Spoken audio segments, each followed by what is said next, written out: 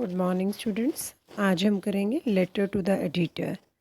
हम लोगों ने ऑलरेडी स्टार्ट कर लिए थे बिजनेस लेटर्स, उसमें हमने जॉब एप्लीकेशन की थी। आज हम करेंगे letter to editor.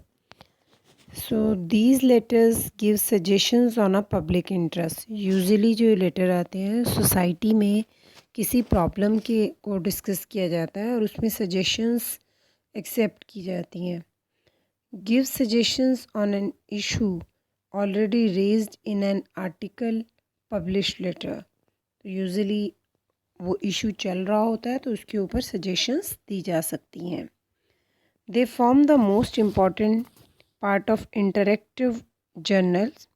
Readers react to the news items और articles to express the their agreement और डिसएग्रीमेंट ऑन एन इशू। तो इस इशू पर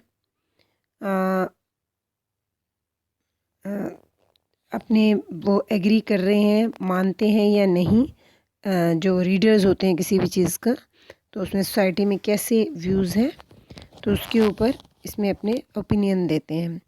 readers also write to editor to draw the attention to the authorities towards problem that concern a large number of people. जो भी society का group किसी भी problem से सफ़र कर रहा होता है तो उसकी जो भी कंसर्न अथॉरिटीज़ हैं उनका भी ध्यान दिलाया जा सकता है। देन सैल्यूटेशन होता है, सर मैम, बीच में content part and ending complimentary close जो होती है उसको योर्स ट्रूली से एंड किया जाता है और नेम लिखा जाता है। इसमें एड्रेस बेटा बिजनेस लेटर की तरह ही होगा, self address, then to whom you are writing letter. ये एग्जाम्पल में हम डिस्कस करेंगे। Important points, begin with reference to the recent event और इशू। तो कभी भी आप स्टार्ट करना है तो उसका रेफरेंस देकर आप स्टार्ट करेंगे जो इवेंट या इशू चल रहा है। ऐसा नहीं कि डायरेक्ट आप अपनी ओपिनियन शो करना लिखना शुरू कर देंगे। आप रेफरेंस देंगे कैसे पता चला सोसाइटी में क्या प्रॉब्लम चल रही है, उसके बाद आप अपनी सजेशंस देंगे।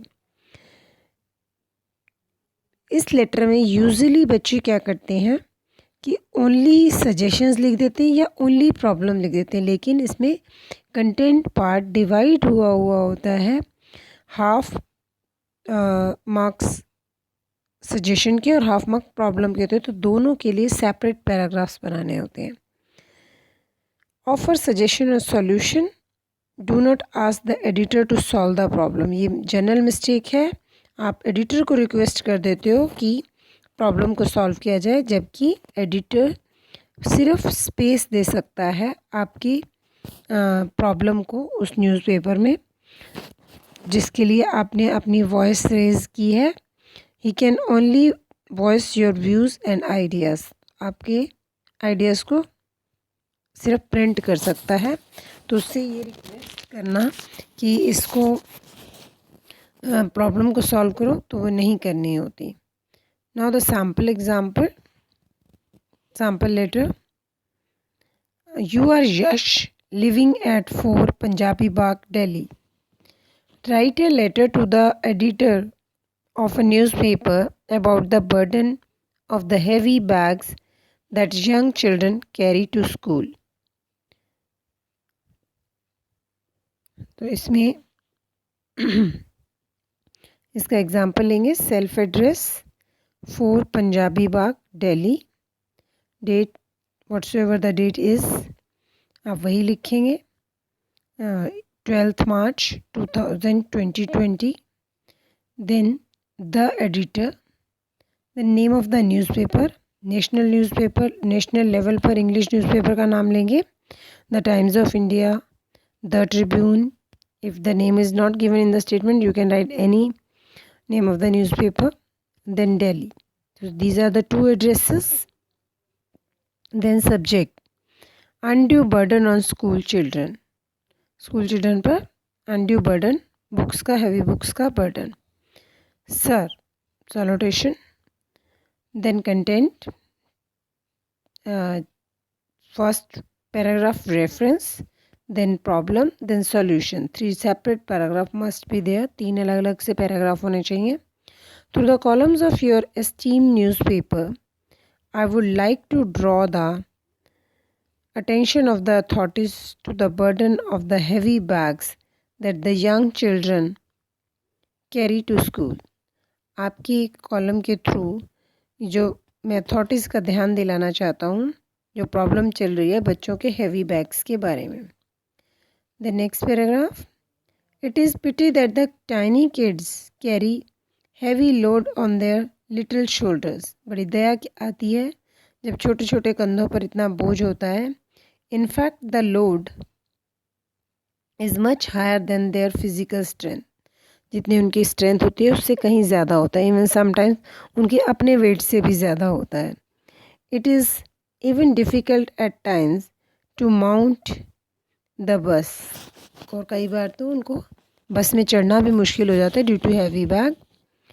In this day, when imparting education is not solely dependent on books, तो इस प्रॉब्लम में जो एजुकेशन दी जा रही है उनको पूरे वो डिपेंडेंट हो जाते हैं बुक्स पर एंड नोटबुक्स पर. It makes it impractical for children to carry heavy bags.